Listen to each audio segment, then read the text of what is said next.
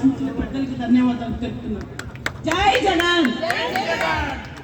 ప్రభుత్వ సలహాదారులు పార్టీ ప్రధాన కార్యదర్శి శ్రీ సజ్జల రామకృష్ణారెడ్డి గారిని మాట్లాడవలసిందిగా కోరుతూ ఉన్నాను. లక్ష్మీ భారతమ్మ బ్లెస్సింగ్స్. కాదమ్మా, ఇందాక నేను మాట్లాడాను, అందరూ మర్చిపోయారు. మా సజ్జల గారు ఈ వాయిస్ నేనే తప్పని చెప్పాడు కదా. అదే కదా, చాలా సంతోషం. ఈరోజు నిజంగా ఒక పండుగ రోజే, రాష్ట్ర ప్రజలందరికీ కూడా పండుగ రోజే.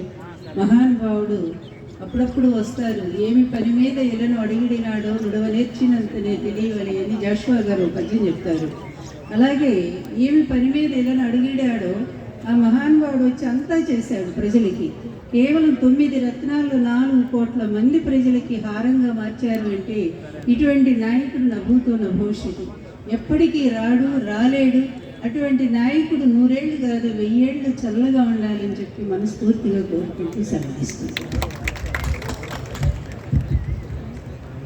అందరికీ నమస్కారం. ఈరోజు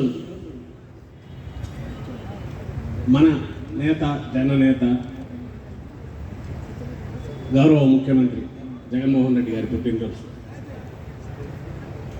ముందుగా ఆయనకు ఇక్కడ ఉన్న అందరి తరఫున అందరూ మాట్లాడలేరు కాబట్టి నా తరఫున జన్మదిన శుభాకాంక్షలు. ఎలాంటి శుభాకాంక్షలు? ఒక 100 ఏళ్ళు పూర్తి ఆయురారోగ్యాలతో, అలాగే ఒక స్వార్థపూరితమైన కోరిక అందరికీ ఉండేది. ఆయన శాశ్వతంగా ముఖ్యమంత్రిగా ఉంటూ ఏ మహాయజ్ఞం అయితే తలపెట్టి నడుపుతున్నారో, రాష్ట్రాన్ని దేశంలోనే కాదు ప్రపంచంలోనూ గుర్తించే రకంగా అగ్రస్థానానికి తీసుకెళ్తున్నారు. ఆ మహాయజ్ఞం కొనసాగడానికి కావాల్సిన శక్తి సంపత్తులన్నీ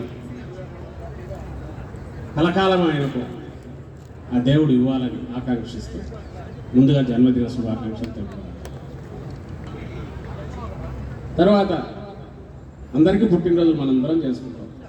మన కుటుంబంలో కుటుంబ సభ్యులతో, స్నేహితులతో, కావాల్సిన వాళ్ళతో జరుపుకుంటాం.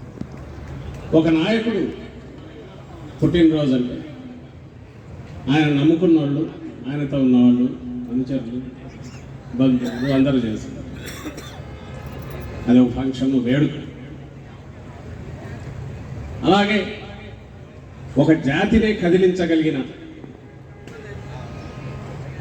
ఆ జాతి స్వప్నాలన్నీ తీర్చడం ఎట్లా అని నిరంతరం ఆలోచిస్తూ ఆ స్వప్నాలు సాకారం కూడా చేయగలిగిన శక్తి సామర్థ్యాలున్న వారైతే, అలాంటి కలగనడం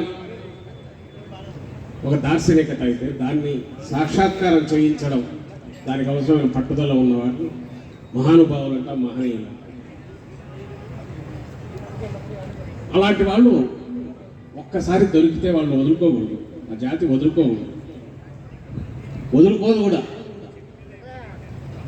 మనకు తెలుగు జాతిలో కూడా స్వాతంత్రం ముందు నుంచి ఉద్యమంలోంచి పుట్టుకొచ్చిన జాతి రత్నాలు, ఆ తర్వాత తెలుగు జాతి కోసం కాకుండా జాతీయ స్థాయిలో కూడా వెలిగిన రత్నాలు ఉన్నాయి.